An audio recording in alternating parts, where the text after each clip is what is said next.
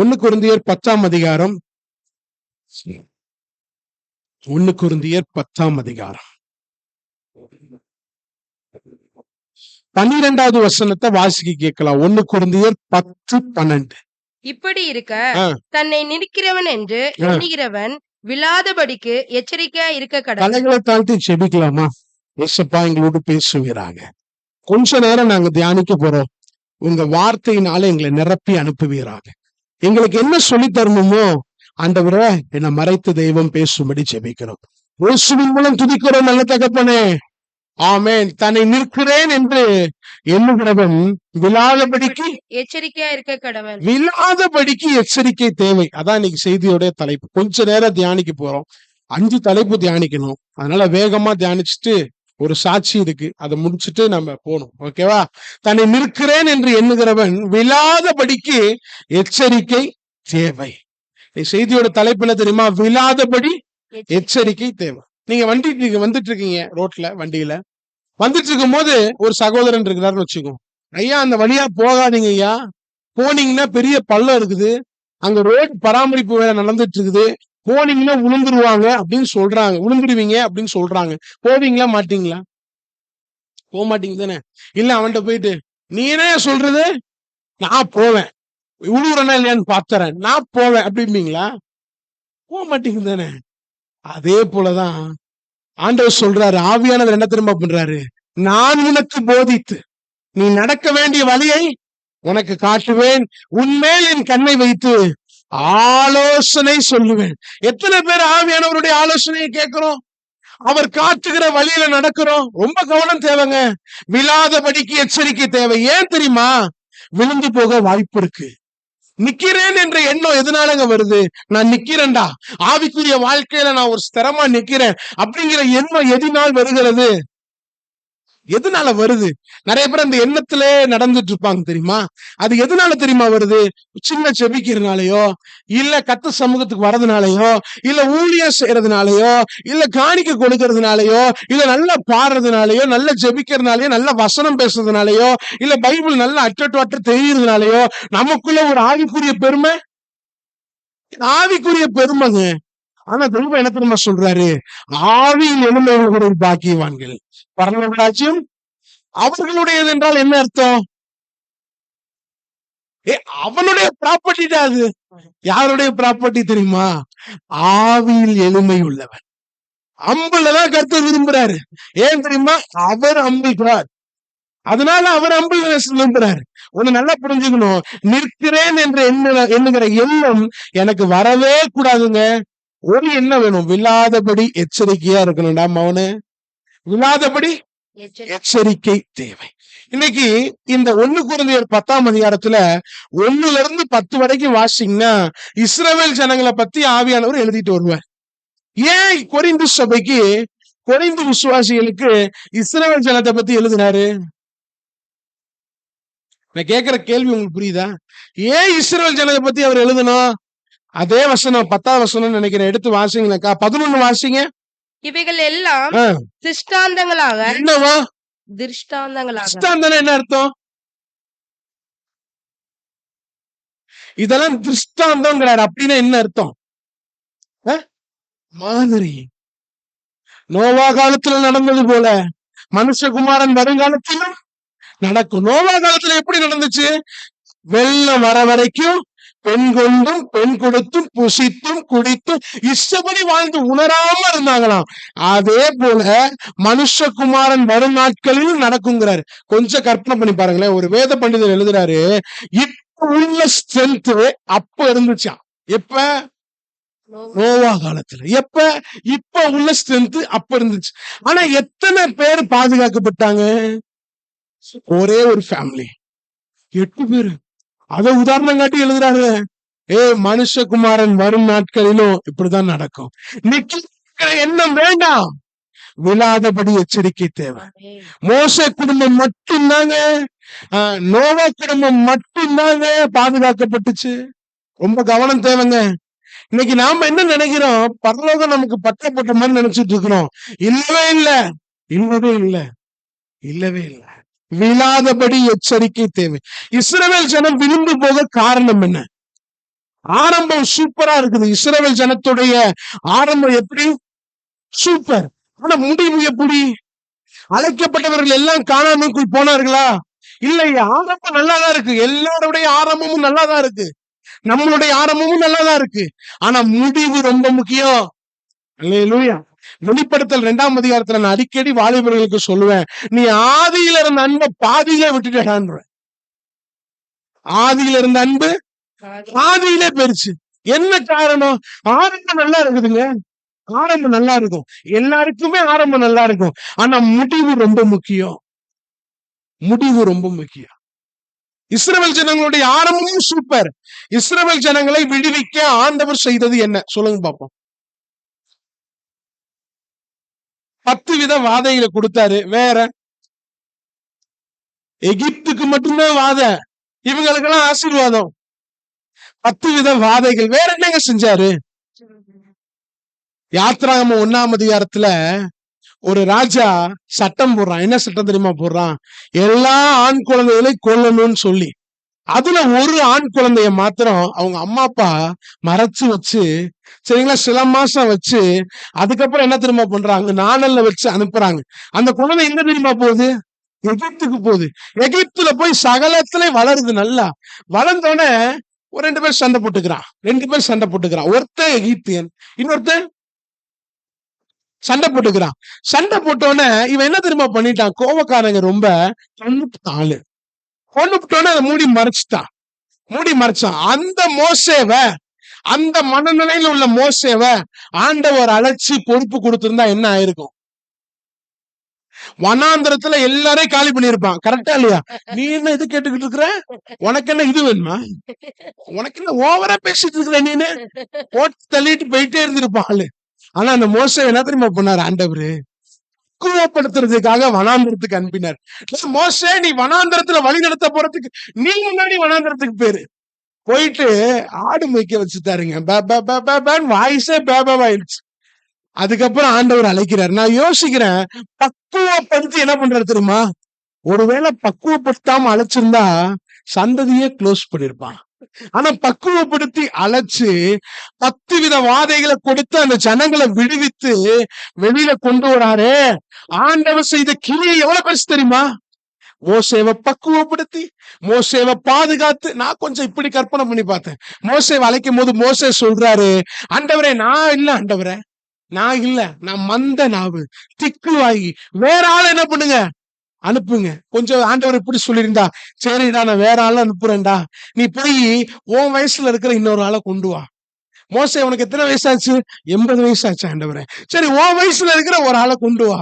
அப்ப ஊர் முழுக்க போனா இஸ்ரவேல் எல்லா குடும்பத்திலையும் போய் பாக்குறான். எல்லா குடும்பத்திலையும் பார்க்கும்போது 79 இருக்கிறாங்க, 81 இருக்கிறாங்க, 80 யாருமே இல்லை.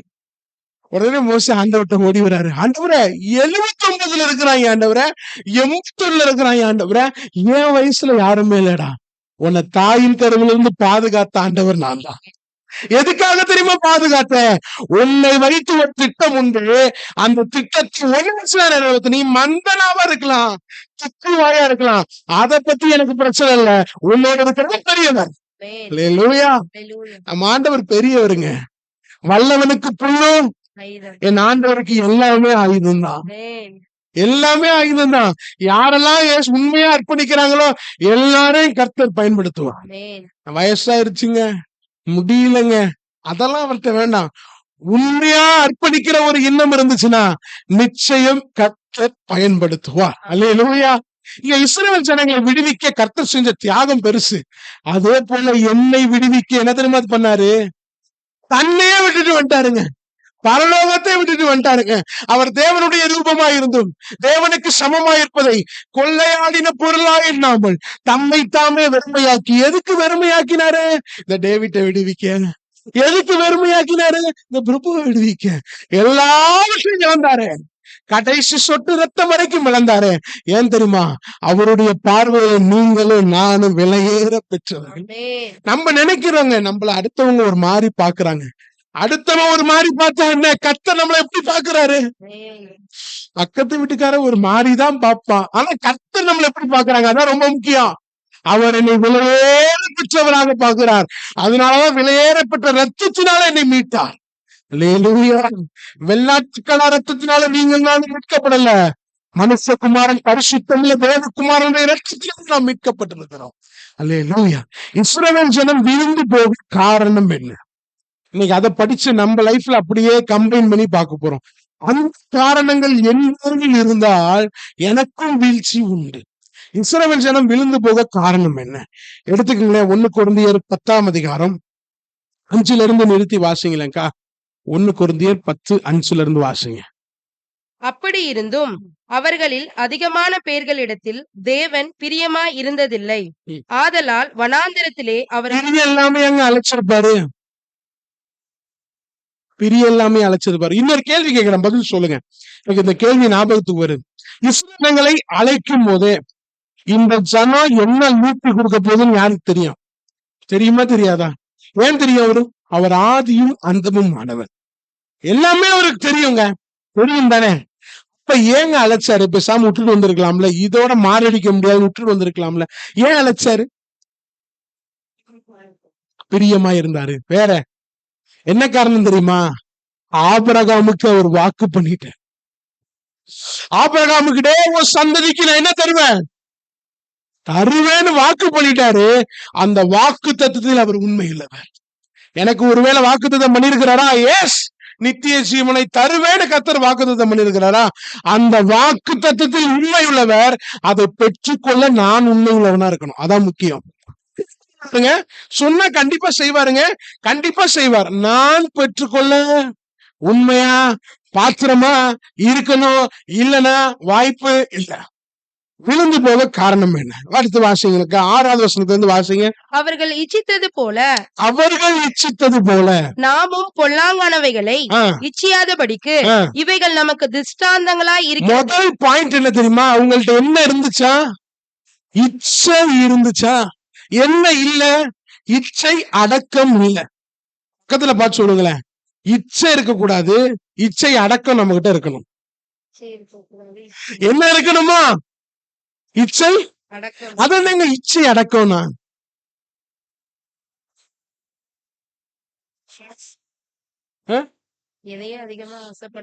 ஆசை அதிகம் இருக்குல்ல நமக்கு. கரெக்டா இல்லையா? என்ன சொல்றாரு? இச்சை அடக்கம். ஆங்கிலத்துல ஒரு வார்த்தை சொல்றாரு, டெம்பரன்ஸ். இன்னும் 2 வார்த்தை சொல்றான் ஆங்கிலத்துல. செல்ஃப் கண்ட்ரோல்னு ஒரு வார்த்தை இருக்கு. அப்படின்னா என்ன? சுய கட்டுப்பாடு. ஆண்டவர் எப்பயுமே நீ சுயமா கட்டுப்பாடுன்னு சொல்ல மாட்டார்.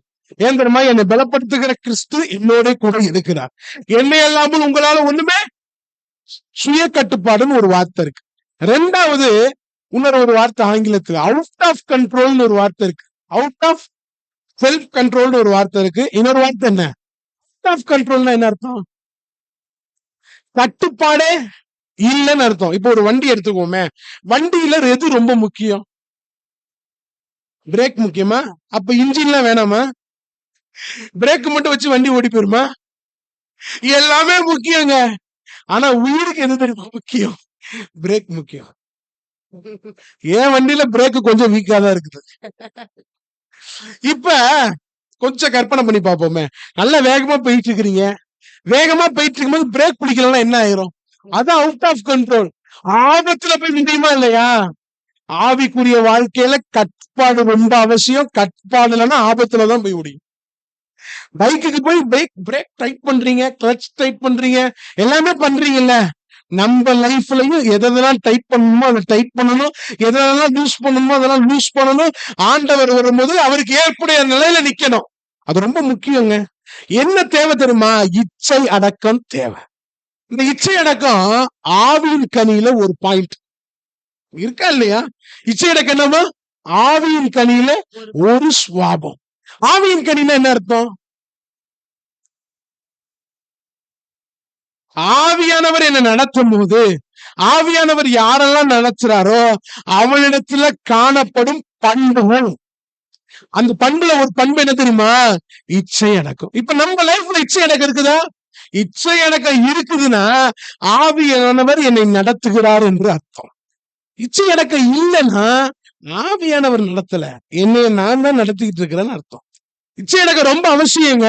ஏன் தெரியுமா? 1 கொரிந்தியர் 9ஆம் அதிகாரத்துல 24 இருந்து 27 வரைக்கும் வாசிங்களேன். இன்னைக்கு இந்த பகுதியை கொஞ்ச நேரம் சிந்திக்க போறோம். ரொம்ப நல்லா இருக்கும், கவனிச்சு பாருங்க. 24 இருந்து 27 வாசிங்கக்கா. பந்தய சாலையில் ஓடுகிறவர்கள் எல்லாரும் ஓடுவார்கள், எல்லாரும் ஓடுவாங்க. ஆகிலும் ஒருவனே பந்தயத்தை பெறுவான் என்று அறியீர்களா? கொஸ்டின் மார்க் கேட்கிறாரு. யாரை பார்த்து கேட்கிறாரு? நம்மள பார்த்து தான் கேட்கிறாரு. ஒருத்தன் தானப்பா ஜெயிப்பான், ஒருத்தன் தானே ஜெயிப்பான். ஓடுறவன் எல்லாருமே ஓடுவான், ஆனா ஒருத்தன் தான் ஜெயிப்பான். வாசிங்க. நீங்கள் பெற்றுக்கொள்ளத்தக்கதாக ஓடுங்கள். எப்படி ஓடணுமா? பெற்றுக்கொள்ளத்தக்கதாக ஓடுங்கள். அடுத்து, பந்தயத்திற்கு போராடுகிற யாவரும் எல்லாவற்றிலேயும் இச்சையடக்கமாய் இருப்பார்கள், அவர்கள் அழிவுள்ள கிரீடத்தை வசனத்தை மாத்தியா? வாசிங்க. அப்படி செய்கிறார்கள், நாமோ அழிவில்லாத கிரீடத்தை பெரும்படிக்கு அப்படி செய்கிறோம். ஆதலால் நான் நிச்சயமில்லாதவனாக ஓடேன். பவுல் ஓடுறாராம், நிச்சயத்தோடு ஓடுறாராம். வாசிங்க. ஆகாயத்தை அடிக்கிறவனாக பிரசங்கம் பண்ணேன், மற்றவர்களுக்கு பிரசங்கம் பண்ணுகிற நான் தானே ஆகாதவனாய் போகாதபடிக்கு என் சரீரத்தை ஒடுக்கி கீழ்ப்படுத்துகிறேன். இப்ப ஒரு 10 பேர் ஓடுறாங்கன்னு வச்சுங்களேன். ஒரு 10 பேரு ஓடுறாங்க, ஆனா ஜெயிக்க போறது யாரு? ஒருத்தர் தான் ஜெயிப்பான். ஏன் 10 பேருமே? ஆனா ஜெயிப்பதற்காக பிரயாசம் எடுப்பான் 10 பேரும். அதுக்காக அவன் என்னென்னலாம் செய்வாங்க சொல்லுங்க பாக்கலாம். சாப்பாட கண்ட்ரோல் பண்ணுவான், தூக்கத்தை சாக்ரிஃபைஸ் பண்ணுவான். தெரியுமா? காலைல சீக்கிரம் எந்திரிக்கணும், சீக்கிரம் எந்திரிச்சு பிராக்டிஸ் பண்ணும். 2வது சாப்பாட பயங்கரமா ஆசை இருக்குங்க. ஃபுல் மீல்ஸ் சாப்பிடணும்னு ஆசை இருக்கும், ஆனா ஃபுல் மீல்ஸ் சாப்பிட மாட்டான். கண்ட்ரோல் இருக்கு. தெரியுமா? ஆண்டவர் சொல்றாரு, டே அழிவுள்ள கிரீடத்தை பெறத்துக்கே அவன் இவ்வளவு சாக்ரிஃபைஸ் பண்ணுவானா? நித்திய ஜீவனை பெறப்போகிற நீ என்ன சாக்ரிஃபைஸ் பண்ற? நீ வந்து போயிட்டு இருக்கிறிய ஒளிய உன் ஆவிக்குரிய வாழ்க்கையில என்ன சாக்ரிஃபைஸ் இருக்கு? ஞாயிற்றுக்கிழமை சபைக்கு வந்து உட்கார்ந்துட்டு போயிடுறோம், திருப்பி அடுத்த வாரம் வந்துடுறோம். ஏங்க, ஒரு உலக வாழ்க்கையில இருக்கிறவன, அழிவுள்ள கிரீடத்தை பெறவன, அவனே அவ்வளவு சாக்ரிஃபைஸ் பண்ணுவானா? நான் எவ்வளவு சாக்ரிஃபைஸ் பண்ணணும் பண்றேனா? எனக்காக ஆண்டவர் சகலத்தையும் சாக்ரிஃபைஸ் பண்ணாரு. நான் பரலோகம் போக என்ன சாக்ரிஃபைஸ் பண்றேன்? இச்சையடக்கம் வேணுங்க. அதுல ஒரு வார்த்தை இருக்கு பாருங்களேன், எல்லாவற்றிலும் இச்சையடக்கமாய் இருப்பார்கள். அப்படின்னா என்ன அர்த்தம்? எதுலாம் இச்சையடக்கம் இருக்கணும்? எல்லாத்துலயும் இச்சையடக்கம் இருக்கணும். என் பேச்சுல ஒரு அடக்கம் இருக்கணும். எதுல இருக்கணும்? கண்டதெல்லாம் பேசக்கூடாது, வாயில வரதெல்லாம் பேசக்கூடாது. அதுக்கு ஒரு பேரே வச்சுக்குவோம். என்ன பேர் தெரியுமா? மனசுல இருக்கிறதெல்லாம் வெள்ளந்தியா பேசிடுறது. அப்படியெல்லாம் கிடையாது. அடுத்தவங்க மனசு பாதிக்கப்பட்டுச்சுன்னா அது தவறுதான். ஒரு அப்பாவும் ஒரு பையன் இருந்தாங்களாம். இந்த கதையை கேட்டிருப்பீங்க. அந்த பையன் ரொம்ப கோவக்காரன் தான். உங்க பிள்ளை எப்படி கோவக்காரனா பாசக்காரனான்னு தெரியல. அந்த பிள்ளை ரொம்ப கோவக்காரன், பயங்கரமா கோவக்காரன். கோவம் வந்தா எதையா தூக்கி போட்டு உடைச்சு போடுவான், அந்த மாதிரி ஒரு ஆளு. ஒரு நாள் வந்து அம்மாவோட சண்டை வந்துருச்சு. வாக்குவாதம் முத்தி போச்சு. வாக்குவாதம் முத்தி ரொம்ப நாளா பேசாம இருந்தானா. அப்ப அவங்க அப்பா அவனுக்கு ஒரு பாடம் புகுட்ட நினைச்சாரு. என்ன பாடம் தெரியுமா செஞ்சாராம்? போய் ஒரு 10 ஆணியை வாங்கிட்டு வந்துட்டாரு. போய் 10 ஆணியை வாங்கிட்டு வந்துட்டு, ஐயா தம்பிங்க வாயா ராஜா, இந்த செவுத்துல என்ன பண்ணு, ஆணிய வரிசையா அடிச்சிடணும்னு அடிச்சுட்டான். அடிச்சு முடிச்சுட்டு, அப்பா அடிச்சுட்டேன்பா அப்படின்னா. ரொம்ப கீழ்படுகிற பையன். அடிச்சு முடிச்சுட்டு அப்புறம் அப்பா சொன்னாராம், ஐயா தம்பி புடுங்கிருப்பா அப்படின்னாராம். அதுக்கு அவன் யோசிச்சிருக்கிறான், என்னடா அடிக்க சொல்றாரு, புடுங்க சொல்றாரு, சரி அப்பா சொல்றாரு என்ன பண்ணிடுவான், புடுங்கிட்டாப்ல. புடுங்கிட்டு அப்பா புடுங்கிட்டேன்பா அப்படின்னானா. வந்தோன்னு சொன்னாராம், செவுரு முன்னாடி எப்படி இருந்துச்சு, இப்ப எப்படி இருக்கு? இதே மாதிரி தான்டா சம்மி, நீ தப்பு பண்ணி நீ கோவப்படுற, ஆனா உங்க அம்மாவோட மனசு இந்த மாதிரிதான் தம்பி காயமாயிட்டே இருக்கும்னாராம். நீ கோவப்பட்டு பேசிடுறடா, ஆனா உங்க மனசு எப்படி இருக்கும்? இந்த மாதிரிதான் காயமாயிட்டே இருக்கும். நம்ம வீட்டுல எல்லாம் நடக்குமா நடக்காதான்னு எனக்கு தெரியல, நீங்க சிந்திங்க. கணவன் மனைவி பக்கத்துலதான் இருப்பாங்க, ஆனா கணவன் திடீர்னு கோவம் வந்துச்சுன்னா என்ன பண்ணுவாரு? கத்துவார். பாத்தீங்களா? ஏன் பக்கத்துல தானே இருக்காங்க, மெதுவா பேச வேண்டியதாரு, ஏன் கத்துறாரு? அது கூட யாரோ இருந்துட்டாருன்னா கணவனை கையில பிடிக்க முடியாது. அம்மாவோ அப்பாவோ இல்ல சொந்தக்காரங்களோ இருந்துட்டா தைரியமா பேசிடுவாப்புல. யாரும் இல்லைன்னா கொஞ்சம் அடக்கி இருப்பாப்புல. இதுவெல்லாம் இருந்துட்டாங்கன்னா கணவனை கையிலேயே பிடிக்க முடியாது. ஓவர் சத்தம் ஏன் வருது? என்ன காரணங்க? சரீரம் பக்கத்துல இருக்குங்க, மனசு தூரமா இருக்குங்க. சரீரம் பக்கத்துல இருக்கு, மனசு தூரமா இருக்கு. ரூம்குள்ள இந்த மாதிரி நடக்கிறது இல்லையே. சரீரமும் பக்கத்துல இருக்கு, மனசும் பக்கத்துல இருக்கு. கோபம் வரும்போது மனசு தூரமா போயிருது தெரியுமா? கண்டதெல்லாம் பேசக்கூடாது, வாயில வரதெல்லாம் பேசக்கூடாது. ஒரு அடக்கம் தேவை, ஒரு அடக்கம் தேவை. யாக்கோபு 1ஆம் அதிகாரத்துல சூப்பரா இருக்கும் இந்த வசனம். 1ஆம் அதிகாரத்துல 19வது வசனத்தை வாசிங்களேன். 1:19 எடுத்து வாசிங்க. யாக்கோபு 1:19. ஆகையால் என் பிரியமான சகோதரரே, சகோதரரே வாசி. யாவரும் கேட்கிறதற்கு தீவிரமாயும். கேட்கிறதுக்கு எப்படி இருக்கணுமா? தீவிரமாயும். தீவிரம்னா வேகமா, அடுத்தவங்களை மதிச்சு கேட்கறதுக்கு வேகமா. அடுத்து பேசுகிறதற்கு பொறுமையாயும். கொஞ்சம் நிப்போம், சிந்திப்போம். பேசுகிறதுக்கு அப்படின்னா என்ன அர்த்தம்? பேசுகிறதுக்கு பொறுமையா. இது பாசிபிளா? ஒரு கணவன் மனைவி சண்டை வரும்போது இந்த வசனம் உங்க மனசுல வரட்டும். பேசுகிறதுக்கு பொறுமையா, பொறுமை அப்படின்னா என்ன அர்த்தம்? சிந்திச்சு நிதானிச்சு பேசுங்கிறாரு ஆவியானவர். அப்படி பேசுறோமா? என்னுடைய எமோஷன்ஸ் எல்லாம் கொட்டுறோம்ல, என் மன எமோஷன்ஸ் எல்லாம். நான் அடிக்கடி சிந்திப்பேன். என்ன சிந்திப்பேன்னா, பிறந்ததுல இருந்து 25 வயசு வரைக்கும் அப்பா வீட்டுல, ஆனா மீதி உள்ள வாழ்க்கையெல்லாம் எங்க? புருஷன் வீட்டுல தானே. அப்ப யார அதிகமா நம்ம கனப்படுத்தணும்? வாயே திறக்காது. யாருங்க உங்களை யாருங்க நல்லா பாத்துக்கிறா? புருஷன் தானே. அக்கா கரெக்டா சொல்லிட்டாங்க. காட் பிளஸ் யூ அக்கா. புருஷன் தானே நல்லா பாத்துக்கிறாரு. ஆனா நம்ம யார ரொம்ப பேசுறோம்? பாட்டியம்மா கூட சிரிக்கிறாங்கப்பா. கொஞ்சம் சிந்திக்கணுங்க. பேசுகிறதுக்கு என்ன வேணுமா? கோபம் வந்துச்சுன்னா பிடிக்கவே முடியாதுல்ல, நம்மள கண்ட்ரோல் பண்ண முடியாதுல்ல. எய்தாப்புல நடுவுல யாரோ வந்தாங்கன்னா நடுவுல பந்தாடிடுவோம்ல. ஒரு கண்ட்ரோல். பேசுகிறதுக்கு பொறுமை. அடுத்து ரொம்ப முக்கியமான பாயிண்ட், கோபிக்கிறதுக்கு தாமதம். அப்படின்னா என்ன அர்த்தம்? கோபிக்கிறதுக்கு தாமதமா. கோபத்துல சீக்கிரம் வந்துச்சுன்னா அது எங்க போய் திரும்ப முடியும்? சிறைச்சாலையில போய் முடியும். கோபிக்கிறதுக்கு தாமதம்னா என்னங்க அர்த்தம்? சண்டை வரும்போது, ஐயா சாமி நீ வெளியில போய் நின்னுட்டு ஒரு 5 நிமிஷம் சிந்திச்சுட்டு பெருமூச்செல்லாம் விட்டுட்டு அதுக்கப்புறம் உள்ள வாயா. அது பிள்ளை கூட சண்டையா இருந்தா என்ன, புருஷன் கூட சண்டையா இருந்தா என்ன, யாரு கூட சண்டையா இருந்தா என்ன, கோபிக்கிறதுக்கு தாமதமா. என் மேல தப்பு இல்ல பிரதர், என் மேல தப்பு இல்ல சிஸ்டர். அப்ப உங்களுக்கு தான் இந்த வசனம், கோபிக்கிறதுக்கு தாமதமா.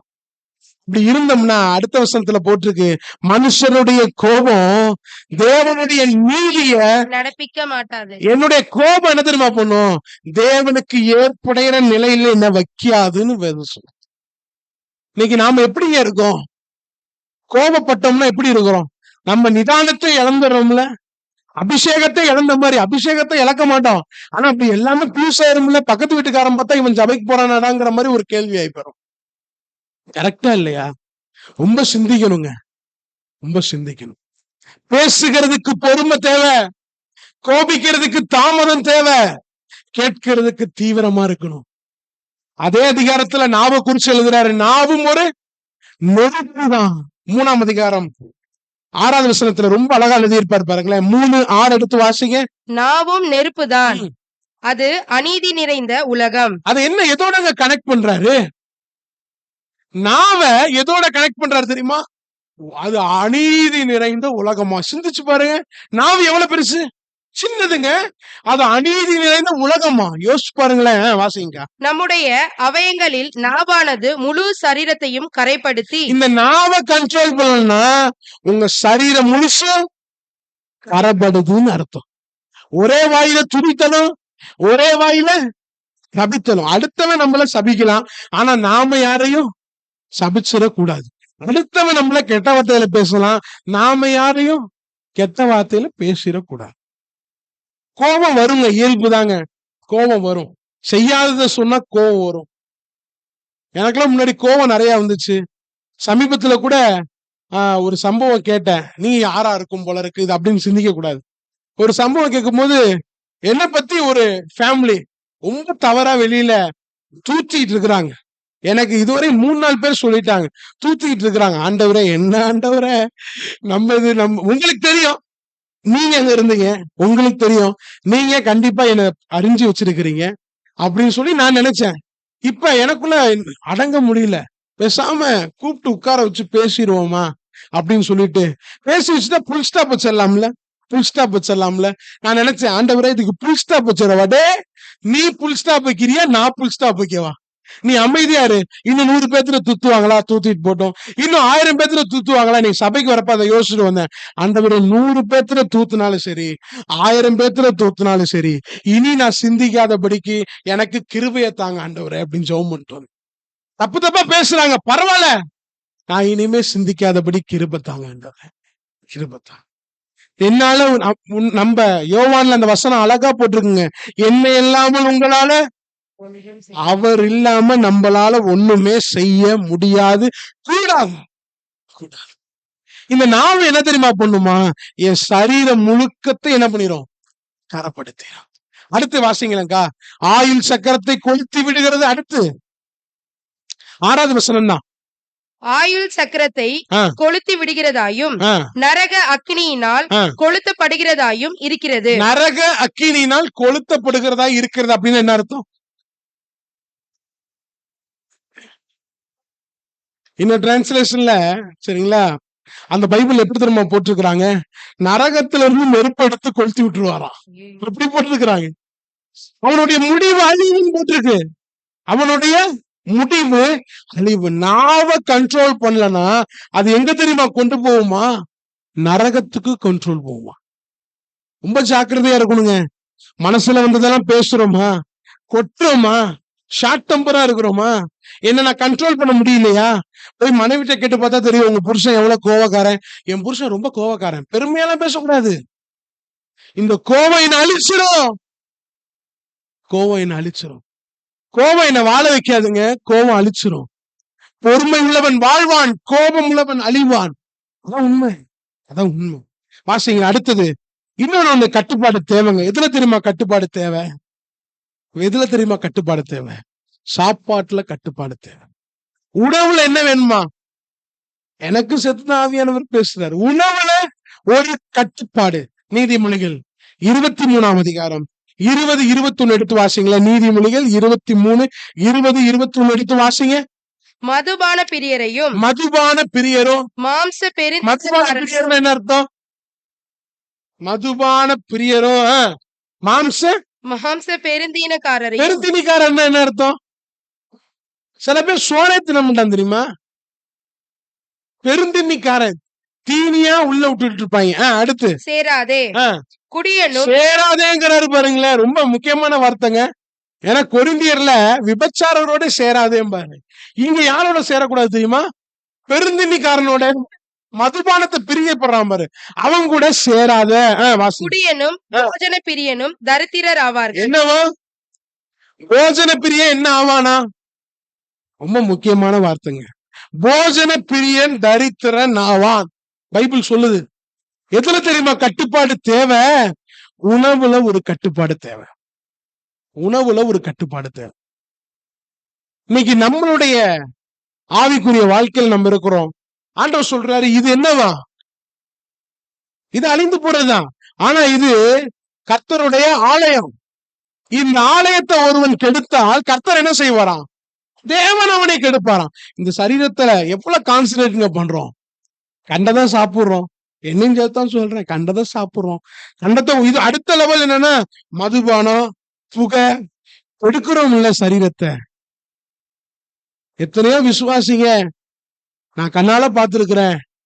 பல வருஷத்துக்கு முன்னாடி ஒரு வாலிபர் கொடுகை நடத்தி, ஒரு வாலிபர் அந்த வாலிபர் கொடுகையில இன்சார்ஜா இருக்கும் போது, அப்ப ஒரு நாள் சபையில முக்கிய பொறுப்புல இருக்கிற ஒரு சகோதரன் ஒயின் ஷாப்புக்குள்ள இருந்து 2 பேரோட வெளியில வந்ததை பார்த்து தூக்கி வாரி போட்டுருச்சு. எப்படிங்க முடியுது? எப்படிங்க முடியுது கேட்டா, ஸ்ட்ரெஸ். ஸ்ட்ரெஸ் ஸ்ட்ரெஸ்னா தண்ணி அடிக்கலாமா? ஸ்ட்ரெஸ்னா தம் அடிக்கலாமா? ஸ்ட்ரெஸ்னா கர்த்தருடைய சமூகத்துல போய் உட்காரணுங்க. மரியாள் தன்னை விட்டு எடுபடாத நல்ல பங்கை தெரிந்து கொண்டாள். அவளுக்கும் பெரிய ஸ்ட்ரெஸ் தான். மார்த்தாள் நல்ல ஸ்ட்ரெஸ். என்ன தெரியுமா பண்றா? கர்த்தருடைய பந்தியில், கர்த்தருடைய சமூகத்துல அமர்ந்து கொண்டா, பாதத்துல அமர்ந்து கொண்டா. ரொம்ப முக்கியங்க. சரீரத்தை கெடுக்க வேண்டாம், சரீரத்தை கெடுக்க வேண்டாம். ரொம்ப சிந்திச்சு பாருங்களேன். அடுத்தவங்க, எனக்கு டேவிட் மேல ரொம்ப கோபம், சிந்திச்சு உள்ள வச்சீங்களேன், உள்ள வச்சுக்கிட்டே இருங்க. யாருக்கு பாதிப்பை கொண்டு வரும்? டேவிட்டுக்கு பாதிப்பை கொண்டு வருமா? கண்டிப்பா இல்ல. யாருக்கு தெரியுமா பாதிப்பை கொண்டு வரும்? ஐயா, எனக்கு தான் பாதிப்பு, எனக்கு தான் பாதிப்பு. என் முகத்திலே தெரிஞ்சிடும், என் முகத்திலே தெரிஞ்சிடும் சரியா இல்ல ஆளு அப்படின்னு. எங்கேயோ வேலை ஆகிட்டு இருக்குன்னு தெரிஞ்சு. உணவுல ஒரு கட்டுப்பாடு தேவை. போஜன பிரியனாய் நான் இருக்க கூடாது. சாப்பாடு அவசியம், ஆனா அந்த சாப்பாட்டுல ஒரு கட்டுப்பாடு இருக்கணும். இன்னொரு வசனம் வாசிங்களேன். அதே நீதிமொழிகள் 23 1-3 வாசிங்க. நீ ஒரு அதிபதியோட போஜனம் பண்ண உட்கார்ந்தா. இமேஜின் பண்ணி படிங்க. அதிபதியோட போஜனம் பண்ண. யாரோட உட்கார்ந்து இருக்கிறோம்? அதிபதியோட உட்கார்ந்து இருக்கிறோம். ஒரு நம்ம கூட உட்கார்ந்து இருக்கிறது ஒரு அதிபதி. வாசிங்க. உனக்கு முன்பாக இருக்கிறதை நன்றாய் கவனி. முன்னாடி இருக்கிறது நல்லா பாரு. டைனிங் டேபிள் என்னென்ன இருக்கு? எல்லாமே இருக்குதுங்க, எல்லாமே இருக்குது. காடை இருக்குது, கௌதாரி இருக்குது, எல்லாம் இருக்குது. நல்லா பார்த்துட்டேன் எல்லாத்தையும். அடுத்து, நீ போஜன பிரியனாய் இருந்தா உன் தொண்டையிலே கத்தியை. என்ன வைக்கணுமா? பக்கத்துல இருக்கிறவன் கத்தி வைக்க சொல்லல, வச்சிடக்கூடாது. பக்கத்துல இருக்கிறவன் கத்தி. யார வைக்க சொல்றாரு? இப்ப தன் தொண்டையில கத்தி வச்சு பாருங்களேன், சாப்பிட முடியுமா? பிரியாணி இருக்குங்க, காடை இருக்குங்க, கௌதாரி இருக்குங்க, காடை முட்டை இருக்குங்க, முயல் இருக்குதுங்க, ஆமக்குச்சி இருக்குதுங்க. சரி, தொண்டையில கத்தி வச்சு சாப்பிட முடியுமா? சாப்பிட முடியாது. தொண்டையில கத்தி வச்சா சாப்பிட முடியுமா? ஆண்டவர் சொல்றாரு, டே தொண்டையில கத்தி வேடா, நீ தின்னுட்டு சரீரத்தை கெடுத்துக்காரா. நீ ஒரு 70 வயசு வரை இருப்பன்னு பார்த்தா நீ 50ல பேருவப்புல இருக்கு. தின்னு தின்னு தின்னு. போஜன பிரியன் தரித்திரன். ஒரு பழமொழி சொல்லுவாங்க, நான் சொல்லி கேட்டிருக்கிறேன். காலையில எப்படி சாப்பிடணுமா? ராஜா மாதிரி சாப்பிடணுமா? மதியானம் எப்படி சாப்பிடணுமா? மந்திரி மாதிரி சாப்பிடணுமா? நைட் எப்படி சாப்பிடணுமா? சேவகன் மாதிரி. இன்னொருத்தர் சொல்லுவாரு, பிச்சைக்கார மாதிரி சாப்பிடு. நம்ம காலையில ராஜா மாதிரி, மதியானம் ராஜா மாதிரி, நைட்டு மகாராஜா மாதிரி. நைட்டு 11 மணிக்கு பிரியாணி சாப்பிடுற டிக்கெட்லாம் இருக்குது. நைட்டு 1 மணிக்கு பிரியாணி சாப்பிடுற டிக்கெட்லாம் இருக்கு. 1 மணிக்கு பிரியாணி சரிக்க பன்னீர் குடிச்சிட்டு வந்து படுக்கிற டிக்கெட்லாம் இருக்கு. நான் அடிக்கடி சிந்திப்பேன், நான் யாரை காட்டியெல்லாம் பேசல. அவன் ஏப்பம் வரும்போதே தெரிஞ்சிருக்கும், இங்க வரைக்கும் சாப்பிட்டுருப்பாங்க போல இருக்கு. ஏப்பம் 5 நிமிஷம் நிக்காம வரும். போஜன பிரியன் தரித்திரன் ஆவான். ஐயோ, இன்னைக்கு விட்டுட்டோம்னா நாளைக்கு கிடைக்காது. அப்படி மனநல வருது தானே. நாளைக்கு பிரியாணி சாப்பிடுவோமா பிரதர்? நாளைக்கு சாப்பிட மாட்டோம். இன்னைக்குதான் கிடைக்குது, உள்ள போட்டு வைப்போம். இதெல்லாம் குப்பை தொட்டியா? நான் சமயத்துல இந்த மனநிலையில சாப்பிடும் போது என் வீட்டுக்காரமா, ஏன் குப்பை தொட்டி மாதிரி உள்ள தள்ளிட்டு இருக்கிறீங்க? இதெல்லாம் குப்பை தொட்டியாங்க. போஜன பிரியன் என்ன ஆவானா? தரித்திரனா. ரொம்ப கவனங்க. இன்னும் இந்த மாதிரி மனநிலையெல்லாம் இருப்போம். காலைல சாப்பிட மாட்டோம், மதியானம் சாப்பிட மாட்டோம், சாயந்தரம் 3 வேளைக்கு சேர்த்து ஒரு படி சோத்தை காலி பண்ணிடுறது. இன்னும் அதுவும் ஆபத்து தான். காலைல ராஜா மாதிரி சாப்பிடுங்க, மதியானம் மந்திரி மாதிரி சாப்பிடுங்க, நைட்டு நம்ம பாஸ்ட் நைட்டு ஒரு டம்ளர் ஓட்ஸ் குடிச்சிட்டு படுப்பாரு. ஓட்ஸ்ல லைட்டா உப்பு போட்டு அது சாப்பிட்டுட்டு படுப்பாரு. ஒரு டம்ளர் தான். நான் அதை யோசிச்சு பார்த்து, கோவிட் டயத்துல அப்ப நான் அதை ட்ரை பண்ணி பார்க்கலாம்னு நினைச்சேன். நமக்கு 12 மணிக்கெல்லாம் பசி வந்துருது. இந்த ஒரு டம்ளர் ஓட்ஸ் சாப்பிட்டா 12 மணிக்கு என்ன தேவைப்படுது? ஏதோ நொறுக்கு தீனி தேவைப்படுது. கண்ட்ரோல் தேவைங்க. ஏன் தெரியுமா? பைபிள் சொல்லுது, போஜன பிரியன் தரித்திரன் ஆவான். பிள்ளைய ஊட்டி ஊட்டி வளர்க்குறீங்களா? வேணாங்க, கொஞ்சமா கொடுங்க போதும், நல்லதுதான். ஊட்டி ஊட்டி எல்லாம் வளர்க்க வேணாம். போஜன பிரியன் என்ன ஆவானா? தரித்திரன் ஆவான். இப்ப போஜனத்தை விரும்பாதவன் அவன் தரித்திரன் ஆக மாட்டான்ல. கண்டிப்பா சாப்பாடு தேவைதான், ஆனா சாப்பாடை பிரியப்படாத. சில பேர் பிரியப்படுவான், இப்படி இருந்தாலும் சாப்பிடுவான். எதுனாலும் சாப்பிட பழகணும், எதுனாலும் சாப்பிட பழகணும். எதுவா இருந்தாலும், பழைய சோறு இருந்தாலும் மனரம்யமா பவுல் சொல்றாருல்ல, நான் மனரம்யமா இருக்க. சில டிக்கெட் தோசை இட்லியா தின்னவே தின்னாது. கவனிச்சு பாத்துருக்கீங்களா? வீட்டுல இட்லி தின்னாது, தோசை சுட்டாதான் சாப்பிடும். தோசையில முட்டையை ஊத்தி கொடுத்தாலும் சாப்பிடும். நார்மல் தோசைய முட்டை வைக்கிற விலைக்கு தினமும் 3 முட்டை 4 முட்டை ஊத்தி கொடுத்துட்டு இருக்க முடியுமா? யோசிச்சு பாருங்களேன்.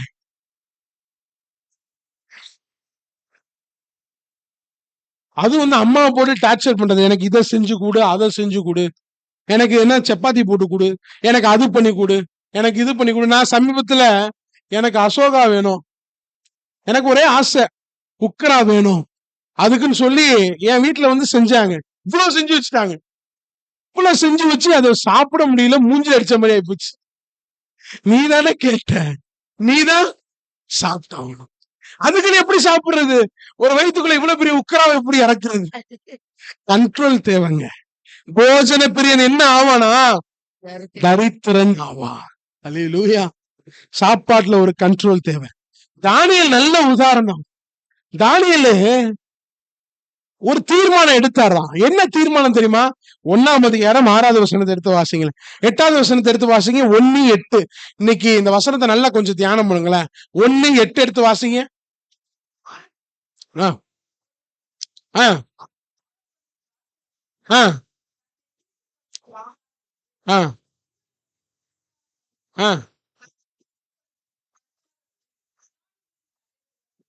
ஒரு தீர்மானம். என்ன தீர்மானம்னா, இந்த சாப்பாட்டால கூட என்ன பண்ணக்கூடாது? தீட்டுப்படக்கூடாது. ராஜா சாப்பாடு எப்படி இருக்கும்? ராஜா மாதிரி இருக்கும்ல, பயங்கரமா இருக்கும்ல. யாருக்காச்சும் கிடைக்குமாங்க? சூப்பரா. சமீபத்துல சிஎம் சாப்பிடுறத டிவில ஒரு வீடியோ எடுத்து போட்டிருந்தாங்க. வெள்ளி தட்டுல சாப்பிட்டுட்டு இருக்காரு. அருமையா வெள்ளி தட்டுல சூப்பரா சாப்பிட்டு இருக்கிறார். அந்த மாதிரி ஒரு சாப்பாடு தான் தானியேலுக்கு. நல்ல நான்வெஜ், திராட்சை ரசத்தோட சாப்பிடும் போதே திராட்சை ரசத்தோட தானியேல் சொல்றான், என் இருதயத்துல தீர்மானம் பண்ணிட்டேன், இந்த சாப்பாடு கூட என்ன பண்ணக்கூடாது? தீட்டுப்படுத்தக்கூடாது. நாம தீர்மானம் பண்ணிருக்கிறோமா? பண்ணிருக்கிறோம் பிரதர்.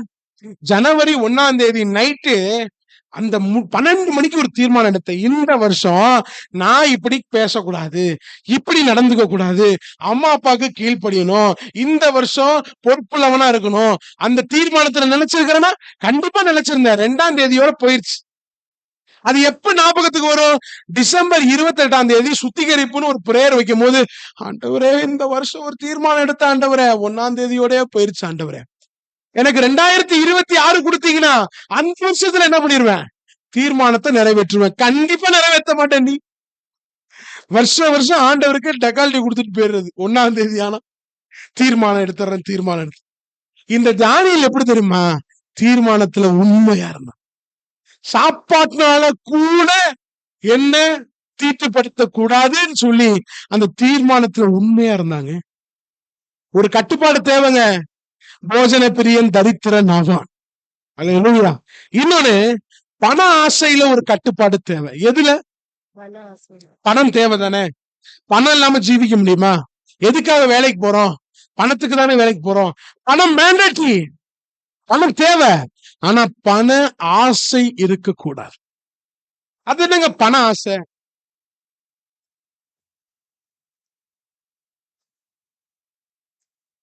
நீங்க வேணான்னு சொல்றது என்ன? சாப்பாடு கூட 3 பிளேட் போகும்போது வேணான்றுவோம். கரெக்டா? யாரோ பணத்தை வேணான்னு சொல்லுவீங்களா? கொடுக்க என்ன பண்ணிக்குவோம்? வாங்கி பத்தல வேணும் தானே. பண ஆசை எதுக்கு? ஆடம்பரமா வாழணும், நினைச்ச மாதிரி வாழணும். பண ஆசை எல்லா தீமைக்கும் வேறா இருக்கு. அப்படின்னு என்னங்க அர்த்தம்? எல்லா தீமைக்கும் பேஸ்மெண்ட் என்ன தெரியுமா? பண ஆசைதான். எல்லா தீமைக்கும் பேஸ்மெண்ட், எல்லா தீமைக்கும் பேஸ்மெண்ட். இன்னைக்கு நிறைய நடக்குதுங்க. வெளியில செய்தித்தாள்லாம் எடுத்து பாத்தீங்கன்னா நிறைய நடக்குது. சொத்துக்காக, பணத்துக்காக கூட பிறந்தவங்களை, பெற்றோர்களை, கூட பிறந்தவனே என்ன பண்றான்? கொல்றான். ஏன் தெரியுமா? பண ஆசை. பண ஆசை. பணம் தேவைங்க, பண ஆசை இருக்கக்கூடாது. இந்த பண ஆசை என்ன தெரியுமா பண்ணும்? இந்த நரகத்துக்கு நேரா கொண்டு போயிடும். அடுத்து வாசிங்களேக்கா. 1 தீமோத்தேயு 6:10 எடுத்து வாசிங்க. பண ஆசை எல்லா தீமைக்கும் வேறா இருக்கிறது. எடுத்து வாசிங்க. சிலர் அதை இச்சித்து சிலர்னு போட்டார் ஆண்டவர், பலர் இல்ல, சிலர் அதை இச்சித்து. ஃபர்ஸ்ட் என்ன தெரியுமா பண்ணுவோம்? விசுவாசத்தை விட்டு கல்வி. விசுவாசம் பேருங்க. ஏன் தெரியுமா? உங்க பணம் தான் விசுவாசமா மாறிடும். பணம் தான் விசுவாசமா மாறி விசுவாசம் பேரும். அடுத்து அநேக வேதனைகளாலே தங்களை உருவ குத்தி கொண்டிருக்கிறார்கள். வேதனையினால உருவ குத்துறது தானே. இது கொஞ்சம் சிந்திங்களேன். வேதனையாலே உருவ குத்துறதுன்னா என்ன அர்த்தம்? உங்களுக்கு யார் ஞாபகத்துக்கு வரா? எனக்கு ஒரு ஆள் ஞாபகத்துக்கு வராங்க. இப்ப லேகியோன் என்ன பண்ணிட்டான்? தன்னையே குத்திக்கிட்டான்ல. அந்த விளக்கத்தை தான் இங்க கொடுக்கிறார். அன்னைத்தானே உருவ குத்திக்கிறதுக்கு சமண்டா. பண ஆசை எல்லா தீமைக்கும். நம்ம தொழில் செஞ்சாலும் சரி, வேலை செஞ்சாலும் சரி, உண்மையா இருக்க கற்றுக்கொள்ளணும். என் சம்பளத்துக்கு மிஞ்சின வருமானம் வேண்டாம். என் சம்பளத்துக்கு மிஞ்சின வருமானம் வேண்டாம். எனக்கு அடிக்கடி வரும், ஒரு கால் பண்ணுவாங்க, ஞாயிற்றுக்கிழமை ஒரு முக்கியமான டியூட்டியா வந்தீங்கன்னா உங்களுக்கு ட்ரிபிள் 3 சம்பளம் கூட தரேன், ஒரு நாள் சம்பளத்துக்கு 3 மடங்கு சம்பளம் கூட தரேன் அப்படின்னு சொல்லுவாங்க. இப்ப போக முடியாது. ஆனா நான் விசுவாசியா இருந்த நாட்கள்ல இருந்து எனக்கு கூப்பிட்டுட்டே இருப்பாங்க. நான் போனதே கிடையாது. 3000 வாங்கிட்டு என்ன பண்ண போறோம் அப்படின்னு நினைப்பேன். என்ன பண்ண போறோம்? இன்னைக்கு கட்டடிக்கிற விசுவாச கூட்டம்லாம் இருக்குது இல்ல. 2 நாள் சம்பளம்னா ஞாயிற்றுக்கிழமை வேலைக்கு போயிற டிக்கெட்லாம் இருக்குது இல்ல. இருக்குதா இல்லையா? ஏன் வேணும் இல்ல? காசு வேணும் இல்ல, ஆசை வேணும் இல்ல. ஞாயிற்றுக்கிழமை கர்த்தர் சமூகத்துக்கு வரதில்ல, இருக்குது இல்ல. அது எதை தெரியுமா காட்டுது? பண ஆசையை காட்டுது. பண ஆசை எல்லா தீமைக்கும் வேறா இருக்குதுங்க. வேறு கண்ணுக்கு தெரியுமா? கண்ணுக்கு தெரியாது. அததான் ஆண்டவர் சொல்றாரு, இந்த ஆசை உனக்குள்ள இருக்குடா, ஆனா உனக்கே தெரியல, ஆனா ஒண்ணு எது அழிச்சிரும். ரொம்ப கவனமா இருக்கும். என்ன தெரியுமா மனம் வேணுமா? போதும் என்கிற மனம் வேணும். இருக்கிறது போதும். அந்த கொஞ்சத்தை வைத்து கர்த்தர் நம்மை நடத்துவார். அல்லேலூயா. இருக்கிறது போதுங்க. அந்த கொஞ்சத்தை வச்சு, கொஞ்சம் மாவு கொஞ்சம் எண்ணெய வச்சு எடுக்க எடுக்க எடுக்க எடுக்க வந்துச்சான். சாரி பார்த்து விதவே குறிச்சு ஆண்டவர் சொல்றாரு, சாப்பிட்டு செத்து போயிடலாம்னு இருந்தோம் ஐயா, ஆனா அது எடுக்க எடுக்க வருது. கர்த்தர் நம்மோடு இருந்தா கொஞ்சத்தையும் ஆசீர்வதிக்க அவர் போதுமானவர். அல்லேலூயா. என்னோடு இருக்கிறவர் யார் தெரியுமா? காக்கை குஞ்சுகளே போஷிக்கிற ஆண்டவர். அவருடைய பிள்ளைகளாக என்ன போஷிக்க மாட்டாரா? நிச்சயம் போஷிப்பார், நிச்சயமாகவே போஷிப்பார். விசுவாசம் இல்லைங்க. பஞ்ச காலத்துல, கோவிட் டைம் ஒரு பஞ்ச காலம் தான். யாரும் எல்லாருமே வேலைக்கு போல, ஆனா எல்லாருடைய வீட்லயும் சாப்பாடு இருந்துச்சு. கர்த்தர் கொடுத்தாருங்க. இனி எவ்வளவு பெரிய பஞ்சம் வேணாலும் வரலாம், கர்த்தர் நம்மை போஷிக்க அவர் போதுமானவர். என் பலத்தினால இல்லைங்க, என் சத்துவத்தினால இல்லைங்க, என்னை பலப்படுத்துகிற கிறிஸ்து கைவிடவே மாட்டார். அல்லேலூயா. விசுவாசத்தோடு நம்ம வாழ்க்கை நடத்தணும். போதும் என்கிற மனசு. வேலைக்கு போறீங்களா? கொஞ்சம் சம்பளம் தான் இருக்குதா? அந்த கொஞ்ச சம்பளத்தையும் ஆசீர்வதிக்க என் தேவன் போதுமானவர். கொஞ்சம் தான், கொஞ்சம் தான், கொஞ்சம் தான். இருக்கிறத வச்சு பறக்கிறத பிடிக்க ஆசையப்படக்கூடாது. இருக்கிறத கொஞ்சம். நான் அடிக்கடி நினைப்பேன், ஆண்டவரே ஏன் ஆண்டவரே எனக்கு சம்பளம் ரொம்ப கம்மியா கொடுக்குறீங்க? ஆட்டுக்கு வாழை அளந்து தாண்டா வைப்பேன். இல்லன்னா ஒண்ணு என்ன பண்ண முடியாது, நீ ஊழியத்துக்கே வந்திருக்க மாட்ட, உன்னைய கையில பிடிக்க முடியாது. அதனால ஆட்டுக்கு வாழை அளந்துதான். இன்னைக்கு நம்ம வாழெல்லாம் அளந்துதான் வச்சிருக்கிறாரு. இருக்கிறது போதுங்க ஐயா, போதும். அதை வச்சு குடும்பத்தை போஷிக்க, மீதி எடுக்க, பிறருக்கு கொடுக்க கர்த்தரால முடியும். லட்ச லட்சமா சம்பாதிக்கிறவங்க கூட கடன் வாங்கி கஷ்டப்படுறான். ஆனா கர்த்தருடைய பிள்ளைங்க நான் பார்த்திருக்கிற நிறைய பேரை 10,000 சம்பாதிச்சுட்டு மனரம்யமா இருக்கிறாங்க. ஏன் தெரியுமா? அவங்க கூட கர்த்தர் இருக்கிறாருங்க. இருக்கிறத வச்சு நடத்த முடியும் அவரால. விசுவாசம் வேணுங்க, விசுவாசம் வேணும். வாடகை சமீபத்துல நம்ம நினைப்போம், நமக்கு சம்பளம் நிறைய பேர் சொல்லி கேட்டிருக்கிறேன், சம்பளம் ஏற மாட்டேங்குது, ஆனா வீட்டு ஓனர் மட்டும் வாடகையே ஏத்திடுறான். வீட்டு ஓனர் வாடகையை ஏத்திடுறான். சமீபத்துல ஒரு வீட்டு வாடகை சொன்னாங்க, ஷாக் ஆயிடுச்சு கேட்டோன்னு. மாசம் 10,000 ரூபாய் வாடகை. அப்ப யோசிச்சு பார்த்தோம், வருஷத்துக்கு எவ்வளவு வருது? பாதி சம்பளத்தை எங்க கொடுக்குற மாதிரி இருக்கு. வாடகைக்கு கொடுக்குற மாதிரி இருக்கு. அதுக்காக தான் ஒரு வீடு கட்டணும்னு நினைக்கிறோம், ஒரு லோன் போட்டு. அதனால வீடு கட்டணும்னு நினைக்கிறோம். அப்படியா? லோன் போட்டு வீடு கட்டணும்னு நினைக்கிறோம். உங்களால முடிஞ்சா கட்டுங்க, இல்லைன்னா இருக்கிற வீட்டை வச்சு உங்களை நடத்த தேவனால முடியும். அல்லேலூயா. நிச்சயம் கர்த்தர் ஆசீர்வதிப்பாருங்க. நீங்க கர்த்தருக்காக வாழ்ந்து பாருங்களேன், கர்த்தர் நிச்சயம் ஆசீர்வதிப்பார். நம்ம சந்ததியை அவர் போஷிக்க உண்மை உள்ளவர். ஆபிரகாமுக்கு கொடுத்த வாக்குல இந்த மொரட்டாட்டமுள்ள ஜனத்தை 430 வருஷம் அடிமைத்தனத்துல இருக்குது. இந்த ஜனம் கர்த்தரை நோக்கி கூப்பிடும் போது குரலை கேட்டு மோசேவை அனுப்பி வெளியில வரவழைத்து, பகல்ல மேகஸ்தம்பமா இரவு அக்கினி ஸ்தம்பமா இந்த ஜனத்தை வழி நடத்தி உண்மையாய் அந்த ஜனத்தை கானானுக்குள்ள கொண்டு போனாருங்க. நிறைய ஜனம் அழிஞ்சு போச்சு, ஆனாலும் அவர் வாக்குத்தத்தத்துல உண்மையாய் ஜனத்தை கானானுக்குள்ள கொண்டு போனார். அந்த தேவன் தான் நம்மளை பார்த்து சொல்றாரு, உன்னை நான் போஷிக்க உண்மை உள்ளவர். அல்லேலூயா. யாக்கோபிட்ட சொல்றாரு, டேய் நீ படுத்திருக்கிற இந்த தேசத்தை உனக்கு, அவனுக்கு அங்க கல்லு கூட சொந்தம் இல்ல, தலையில வச்சிருக்கிறானே அந்த கல்லு கூட அவனுக்கு சொந்தம் இல்ல. ஆண்டவர் சொல்றாரு, இந்த தேசத்தை உனக்கு தருவேண்டா. என் ஆண்டவரால எல்லாமே கூடுங்க. அல்லேலூயா. இன்னொரு வசனம் வாசிங்களேன். ஒரு காரியத்தை மாத்திரம் நான் சொல்லிக்கிறேன். பிசாசு எப்பயுமே ஆசை காட்டி என்ன பண்ணிடுவான் தெரியுமா? மோசம் பண்ணிடுவான். ஆசை காட்டி மோசம் பண்ணுவான். அப்படின்னு என்ன அர்த்தம்? ஏவாள்கிட்ட பழத்தை காட்டுறான், பல பலன்னு இருக்குது. இத சாப்பிடறதுக்கு முன்னாடி அந்த அம்மா சொல்லுது, இது புசிப்புக்கு நல்லது. சாப்பிடவே இல்லையே, அதுக்குள்ள நல்லதுன்னு எப்படி சொல்றது? பார்க்கும் போதே கவர்ந்து இருக்கிற மாதிரி காட்டுறாங்க.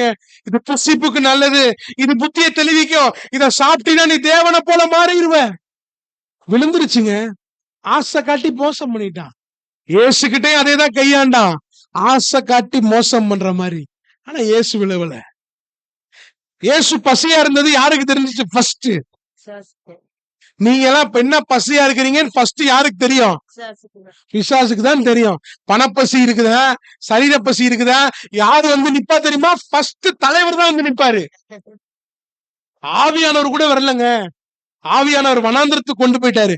பசியா இருந்தாலும் யார் தெரியுமா வரா? ஆசையா கல் எடுத்துட்டு வந்து நிக்கிறான். இந்த கல்ல அப்பமாக்கி இப்படி சாப்பிடுங்கள ஐயா. ஆசையா வருவான், ஆசை காட்டி மோசம் பண்ணிடுவான். ரொம்ப ஜாக்கிரதை. என்னென்ன பசி இருக்கு இன்னைக்கு நமக்கு? எல்லா பசிக்கும் மருந்து எங்க தெரியுமா இருக்கு? பிசாசுட்ட இருக்கு. ஆசை காட்டி மோசம் பண்ணிடுவான். அதனாலதான் ஆண்டவர் சொல்றாரு, பிசாசினுடைய தந்திரங்கள் நமக்கு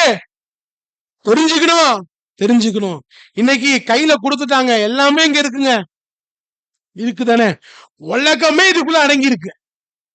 இது நம்ம கையில இல்லாம எவனாலும் ஜீவிக்க முடியல. கரெக்டா இல்ல? இது இல்லாம ஒரு நாள் எவனா இருந்து பாருங்க.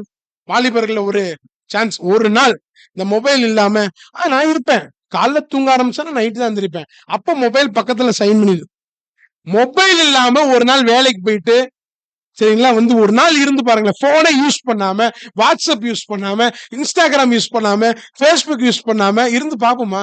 முடியுமா? முடியலங்கிறான். வயசானதுங்களாலே முடியலையா? மொபைல் இல்லாம முடியல. ரீசார்ஜ் போச்சு.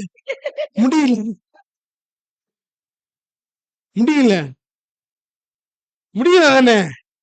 1.5 GB பத்தல, 2 GB வேணும், 3 GB வேணும். முடியல. ஏன் முடியல?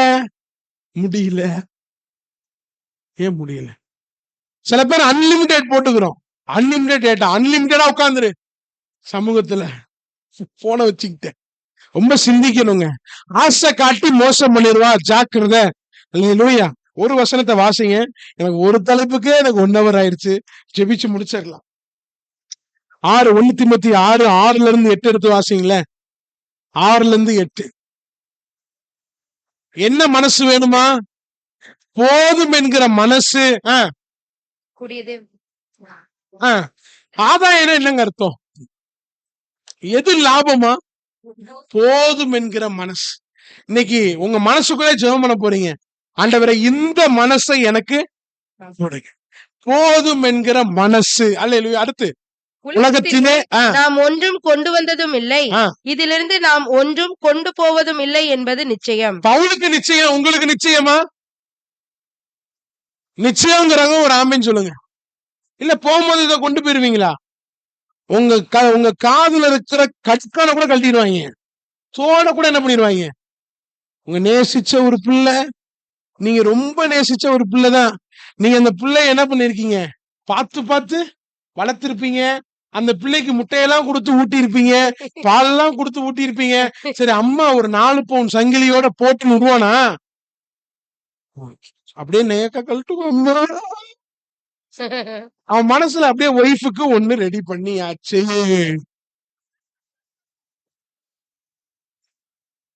யோசிச்சு பாருங்களேன்.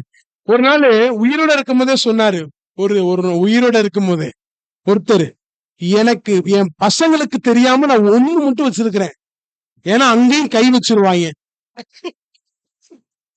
பசங்களுக்கு தெரியாம ஒண்ணு மட்டும், என்ன தெரியுமா, இடுப்புல அருணாங்குடி, அதுல கை வச்சிட கூடாதுன்னு சொல்லி மறைச்சு நான் வாழ்ந்துட்டு இருக்கேன்.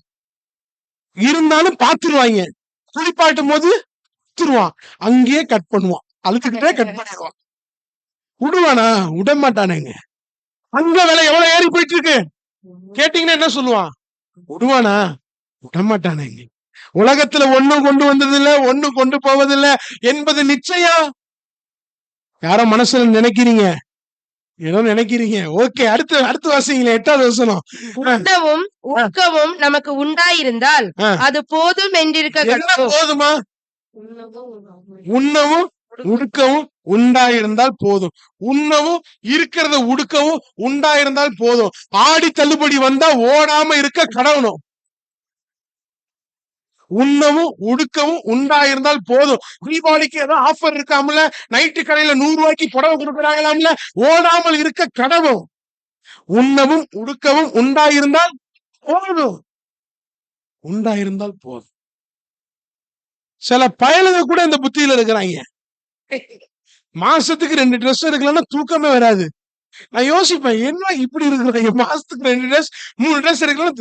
நல்ல நீட்டா ட்ரெஸ் பண்றது தப்பு இல்ல, ஆனா அதுல கான்சென்ட்ரேஷன் இருக்கவே கூடாது.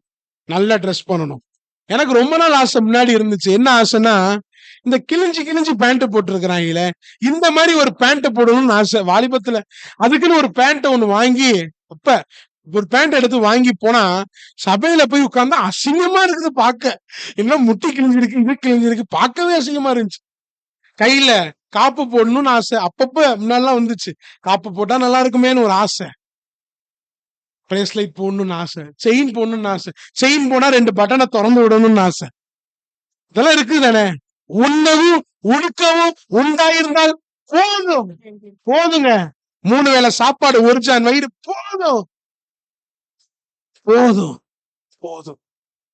எதுக்கு பறக்க ஆசைப்பட்டுட்டு? 9வது வசனம் வாசிங்க. ஐஸ்வர்யவான்களாக விரும்புகிறவர்கள் சோதனையிலும் கண்ணியிலும் மனுஷரை கேட்டிலும் அழிவிலும் அமிழ்த்துகிற மதிக்கேடும் சேதமுமான பலவித இச்சைகளிலும் விழுகிறார்கள். இச்சையில விழுந்துடாதபடி ஜாக்கிரதையா இருக்கணும். இருக்கிறது போதுன்னு ஒரு மனநிலையில இருப்போம். இருக்கிறத வச்சு கர்த்தர் நம் குடும்பத்தை நடத்த அவர் போதுமானவர். கண்களை மூடலாமா? கண்களை மூடி கர்த்தரை நோக்கி பாருங்க. எங்களோட பேசின வார்த்தைக்காக நன்றி ஆண்டவரே. தொடர்ந்து இந்த வார்த்தையின்படி வாழ ஆவியானவர் உதவி செய்வீராக. இயேசுவின் மூலம் துதிக்கிறோம் நல்ல தகப்பனே, ஆமென். என் ஆத்துமாவே கர்த்தரை ஸ்தோத்திரி, என் முழு உள்ளமே கர்த்தருடைய பரிசுத்த நாமத்தை ஸ்தோத்திரி. என் ஆத்துமாவே கர்த்தரை ஸ்தோத்திரி, கர்த்தர் செய்த சகல உபகாரங்களை ஒரு நாளும் மறவாதே. ஆமென் ஆமென் ஆமென். பிதாவாகிய தேவனுடைய அன்பும் கர்த்தராகிய இயேசு கிறிஸ்துவினுடைய கிருபையும் சமாதானமும் பரிசுத்த ஆவியானவருடைய அந்நிய ஐக்கியமும் உங்கள் அனைவரோடும் கூட என்றென்றைக்கும் இருப்பதாக. ஆமென் ஆமென் ஆமென். God bless you. Praise the Lord.